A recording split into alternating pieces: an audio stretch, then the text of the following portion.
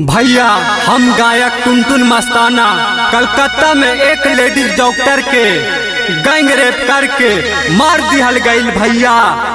और वही पर मन में ख्याल आइल, यही दर्द में एक गीत लेके आइल बनी भैया, ताई आप लोग सुनी। Recording by Sargam studio Bodhgaya. Doctor बचावे जनमा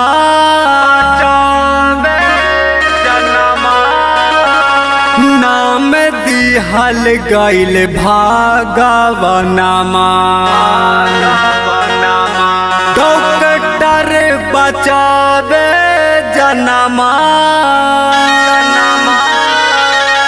नाम दिहल गईल भागवनमा।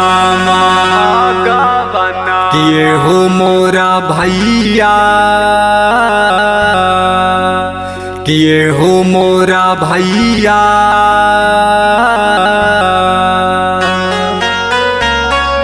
पापी दुश्मनमा जनमा ले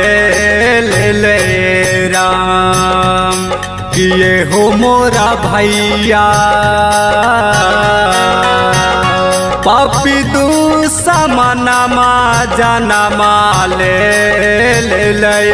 राम। किए हो मोरा भैया, पापी दुश्मनमा जनमा ले राम। पापी दुश्मनमा जनमा ले राम।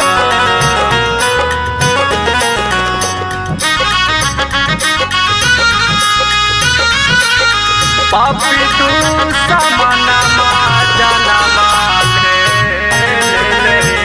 राम। किए हो मोरा भैया,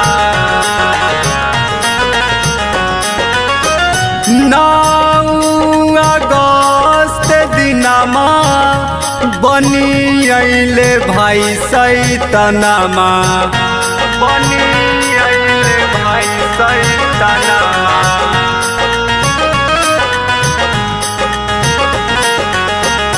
9 अगस्त दिनमा बनी अइले भाई सैतनमा। कि ओही रतिया के ले लिहलन उना कर जानायरा। किए हो मोरा भैया, पापी दुश्मनमा जनमा ले राम। पापी दुश्मनमा जनमा ले राम। किए हो मोरा भैया,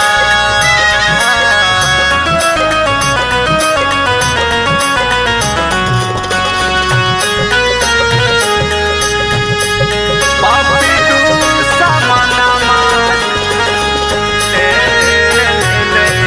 राम। किए हो मोरा भैया, जनमा ले राम।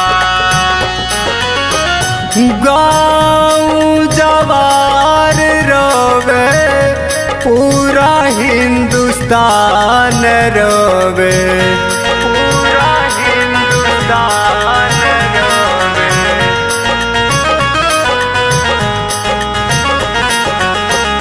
गाँव जवार रोवे, पूरा हिंदुस्तान रोवे। कि टुनटुन मस्ताना गाई गाई करेला बखानन ये राम। किए हो मोरा भैया, पापी दुश्मनमा समनमा जनमा ले ले